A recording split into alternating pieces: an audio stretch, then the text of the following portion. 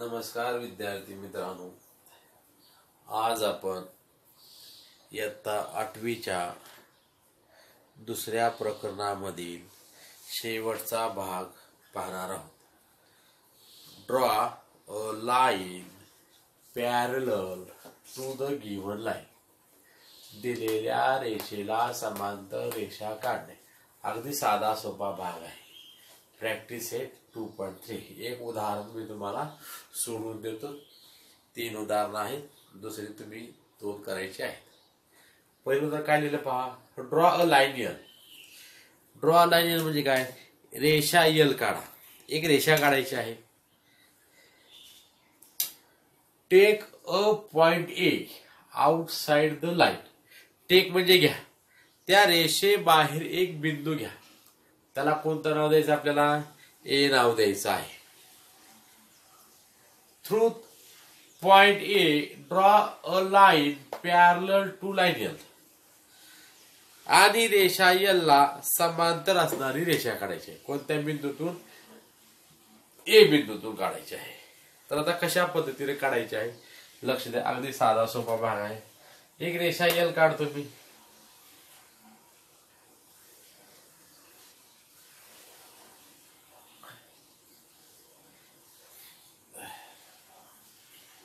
ही रेषा यल काढलेली आहे. त्याला नाव देऊ आपण यल. आता आपल्याला काय करायचं आहे? Take a point A. त्या रेषे, ही जी रेषा आहे या रेषेच्या बाहेर एक बिंदू घ्यायचा आहे. आता रेषेच्या बाहेर जो बिंदू घ्यायचा आहे तो तुम्ही कितीही अंतरावर घ्या.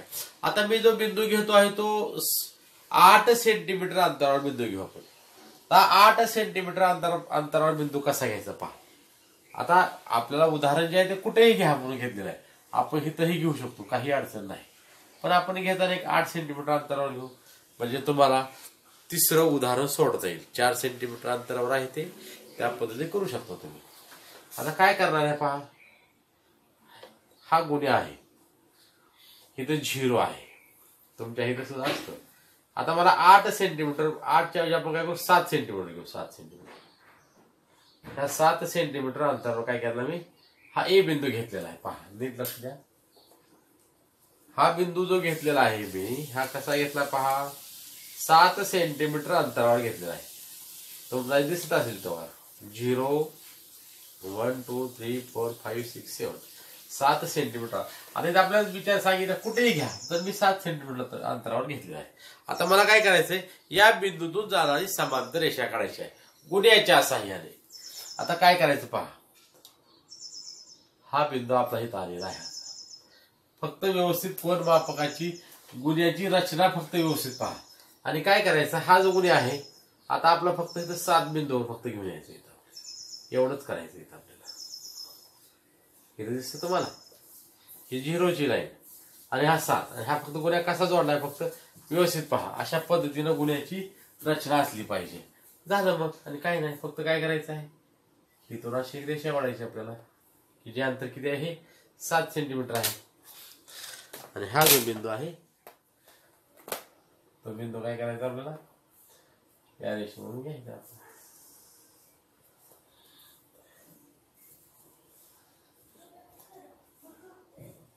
आणि हे जे अंतर आहे ते हे अंतर किती आहे?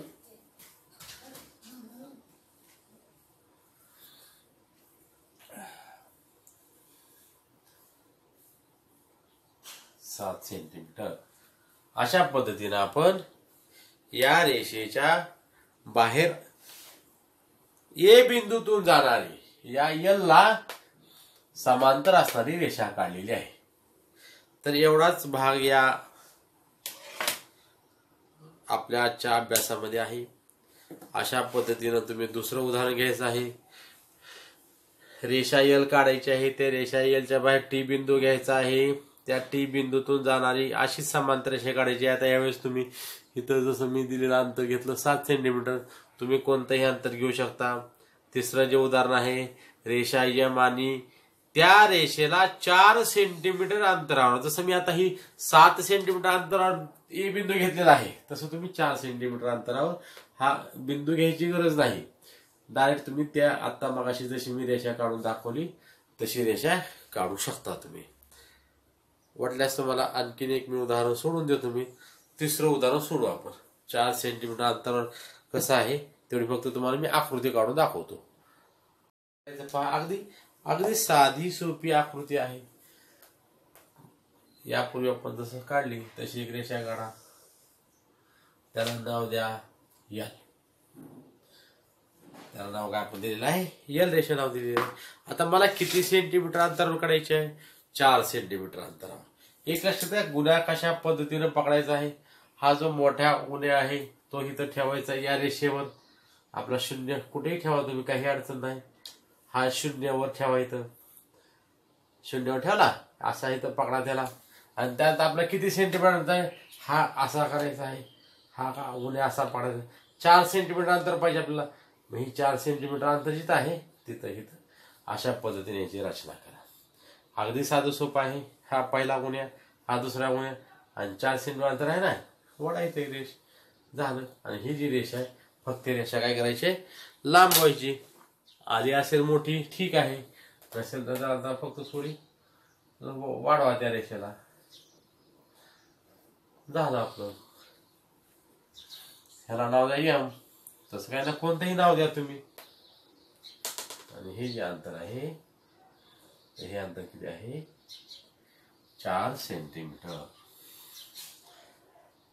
तर अशा पद्धतीनं हे आपलं दुसरं प्रकरण संपलेलं आहे. धन्यवाद.